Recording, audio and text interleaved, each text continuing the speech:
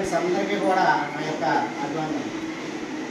ఈ మీటింగ్ ఎందుకంటే స్కూల్లో ఏమేమి జరుగుతుంది, సార్స్ ఏ విధంగా చెప్తాను, అసలు స్కూల్లో ఎటువంటి వాతావరణం ఉండాలి, లేదా పిల్లలు ఏ విధంగా డిసిప్లిన్ తగ్గుతుందా లేదా అటెండెన్స్ తగ్గుతుందా, అవన్నీ కూడా అబ్జర్వ్ చేసి ప్రతి పేరెంట్ కూడా వీళ్ళు ఎక్స్ప్లెయిన్ చేస్తారు.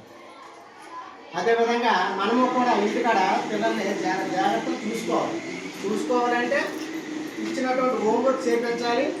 మనకు ఖాళీ ఉంటే ఖాళీ ఉన్నా లేకపోతే కంపల్సరీ చేయించాలి. 24 గంటలకి చదవడం చెప్పేదంటే అవ్వదు.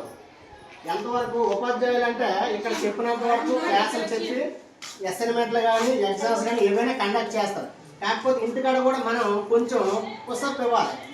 అలా ఇస్తేనే ఈ స్కూల్ యొక్క రిజల్ట్ కానీ బాగా వస్తుంది. అదేవిధంగా మొన్న రీసెంట్గా 10th క్లాస్ రిజల్ట్ జిల్లాలో ఫస్ట్ వచ్చింది. 592 అంతే సార్. 592 మార్కులు గవర్నమెంట్ గర్ల్స్ హై స్కూల్కి వచ్చాయంటే ఆశామత కాదు. దాని వెనక ఉపాధ్యాయులు అందరూ కూడా కృషి విపరీతమండి, చెప్పలేము. అంటే వీళ్ళందరూ కూడా చాలా చక్కగా చెప్తేనే అంత రిజల్ట్ వచ్చింది. అదేవిధంగా ప్రతి ఒక్క విద్యార్థి తల్లిదండ్రులు అవ్వచ్చు కొంచెం అంటే కేర్ చేసుకొని చెప్తే మంచిదని నా ఉద్దేశం. మరియు ఈ యొక్క ఉపాధ్యాయులు అందరూ కూడా వాళ్ళ శక్తి స్థాయిలో చాలా కష్టపడతారు. వాళ్ళకు మరొకసారి ధన్యవాదాలు తెలియజేస్తాను. మరొక విషయం, ఈ పిల్లలు మేము చెప్తే వినట్లేదండి సార్. అంటే ఇంటికాడ సెల్కి ప్రతి ఒక్క విద్యార్థి కూడా సెల్కి ఎడిక్ట్ అయిపోతారు.